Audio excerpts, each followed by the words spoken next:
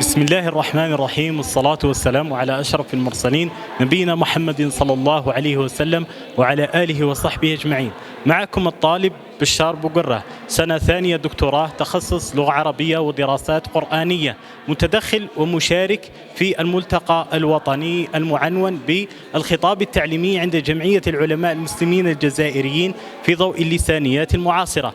ألقيت في هذا اليوم الثاني 18 من أفريل مداخلة في ورشات الملتقى بعنوان الخطاب التعليمي في البلاغة النبوية عند الشيخ عبد الحميد بن باديس رحمه الله، قراءة تداولية في كتاب مجالس التذكير من حديث البشير النذير.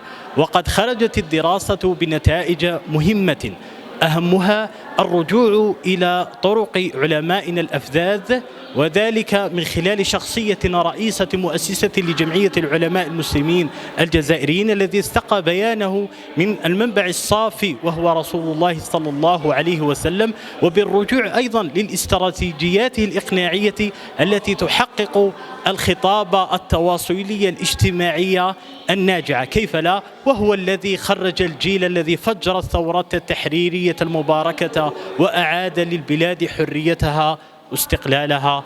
السلام عليكم ورحمة الله تعالى وبركاته.